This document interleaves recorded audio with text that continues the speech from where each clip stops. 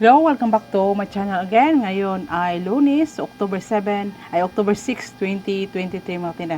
So, Sabado, kami ay nag-grocery ng anak ko doon sa Digos City mga tinda. Pero doon na kami sa Gaisano Center. Yung una talagang Gaisano Center mga tinda, mas mura daw doon kesa sa mga Grand Mall or ano ba yung mga mall na yan. So, totoo talaga makatinda kasi yung halimbawa dito yung cowbell, ang sa kanila doon ay 42. Doon sa Grand Mall ay 45. So, 3 pesos ang lamang. So, doon na kami grocery. So, ngayon, October 6, maraming mga ahente. Unang ahente na nakapasok dito ay yung PMFTC, yung Marlboro. Sunod naman yung Unilever kung makatinda. Pero order yon.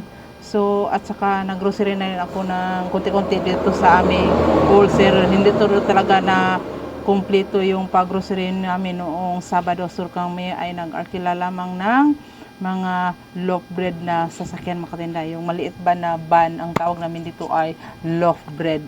Wow. So, tayo ay mag-haul and unboxing and pricing na sa ating mga napamili o ating mga na ahente na pumunta na ngayon. So, yung mga tanduay, wala pa ako ang ahente dito makatinda. At saka itong mga premium na Nescafe, premium na kape makatinda, wala pang ahente nakapunta dito. So, tayo ay mag-start na.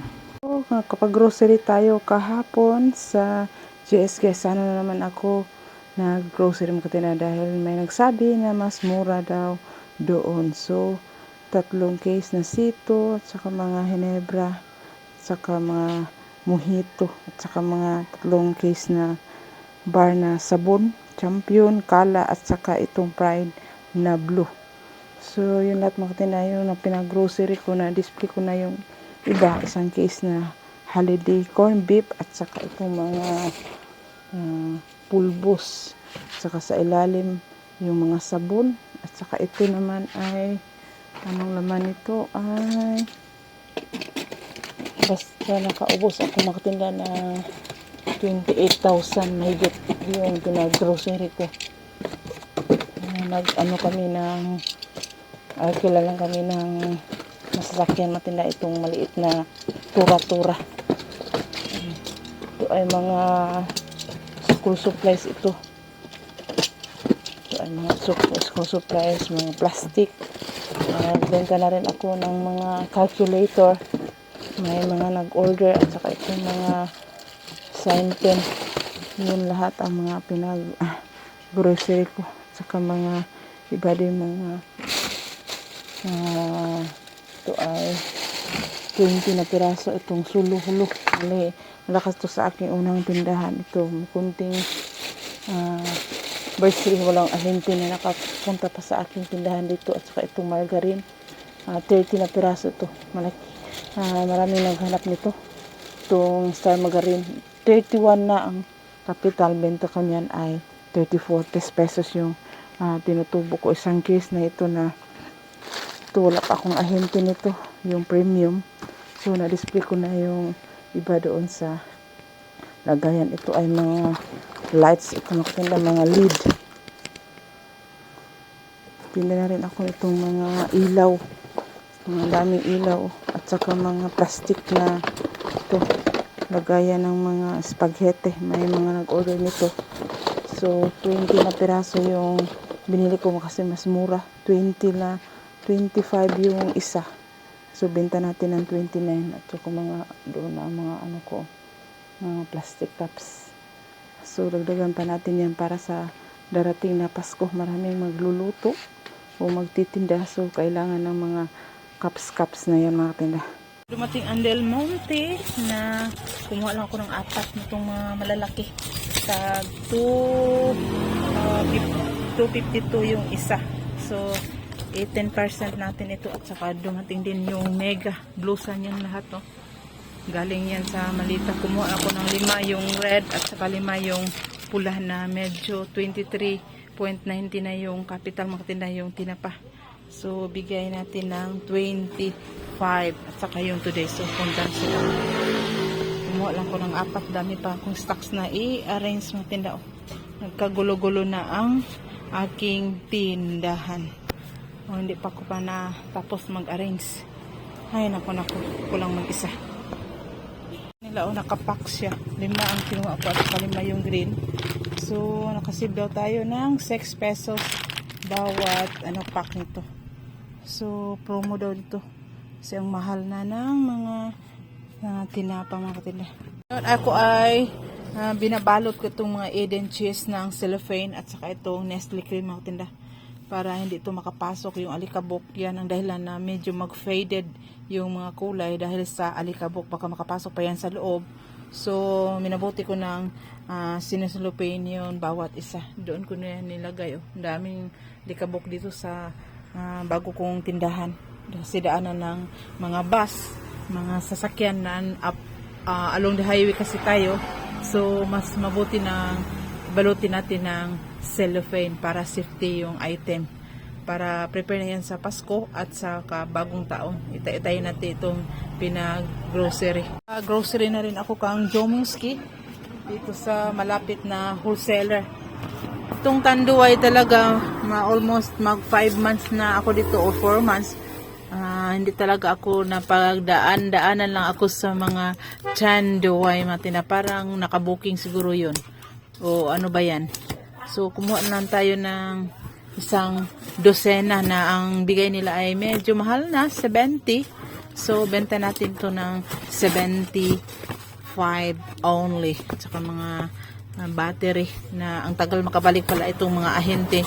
Kung medyo malami lang yung kapirahan natin, so kaya natin magbili sana ng buy box pero hindi kaya makatinda. Zonrox o ito ay dito at saka yung iba ay sa tindahan ko doon sa bahay. Bumili na rin ako ng isang lusina lang. Wala pa rin din akong ahente nito. So, hindi tayo makapag-presyo ng mababa. Hindi natin matumbasan itong mga wholesaler dahil galing na tayo sa kanila. So, yun na lang mga tinda. Bumili na lang ako ng pa 12 sa kanila. Pinapatungan ko na lang ng 2 pesos. Pero itong mga Zonrox, medyo mura ang sa kanila. Parang kasing presyo ng mga mall. So, yun lahat ang mga grocery ko. Nakabahid ako ng 2,850 at saka dumating yung Marlboro.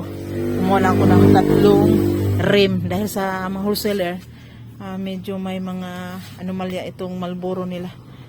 Medyo hindi kagandahan daw ng amoy. Mas maganda daw kung sa ahente. Dumating ang PMFTC magtinda. So kumuha lang tayo ng 3 rim na pula. At saka may promo, bigyan ka ng isang Argentina. Edi wow. Dagdag kita sa ating negosyo. Nakabayad ako ng 4,901. Sundan sila. Malinta sa akin yung pula na Marlboro. Dumating naman yung mga store product. So, nakabayad tayo ng 2,822. So, ang aga pa. So, ito, yung original na sinigang. Ang benta ko nito ay 18 pesos. Tsaka itong mga Knorr, 8 pesos. Yung benta ko yung mga cubes. At saka na itong Rexona na 5 dosina. Ang benta ko nito ay 10 pesos. Itong mga cream silk, 5 dosina. 8 pesos. Itong mga Dove, 7 pesos. Sunsilk, 7 pesos. Itong dosina, ito ay 10 dosina. Itong mabenta sa akin yung yellow. Pero wala silang promo. Buti na lang nung isang linggo. Nakabili akong promo yung red at saka itong pink. May promo. So mabenta itong yellow sa akin. Ang benta ko nito ay 8 pesos. Yung isa ng soap powder. Saka may mga mga bar na kumuha ako ng kunting bar. 10 yung ito ng flavor bango nito, Sunfresh 10 at saka itong red 10 din na ang benta nila sa akin ay itong sabon ay ang kapital na nito ay 28 28.32 na yung isa. So 8 talaga ang bawat cut nito sa times for 32. So may 3 na tubo ka pa sa isang bar mga tinda. Hindi pareho ng ibang sabon dyan, speed, mga ano pa, 21 pa siya. So yun, lahat ang mga napag-grocery ko na lunis-lunis, ang daming mga ahente. So parang naubusan tayo ng benta ngayon. So yun ang mga kaganapan sa araw ng Lunes. May mga Marlboro, yung Sorb, at saka nakapag-grocery ako dito sa malapit na wholesaler namin mga katinda. So yan lang muna aking masishare mga tinda na dami ko pang lilipitin sa Sabado ko pa yan nag-grocery hanggang ngayon hindi pa naubos itong mga plus 1. So iniisa-isa kong kinuha yung plus 1 para may mamili. Dali nating mahablot na kuha na yung plus 1 yung mga katinda. Saka yung mga Downy, Colgate na yung mga plus 1 ay kinuha ko na. Yung iba ay hindi ko pa lahat ay na i-display mga tinda. So yun lang ang aking masishare mga tinda sa araw na ito. Positive lang tayo, bawal ang niga. Bye bye.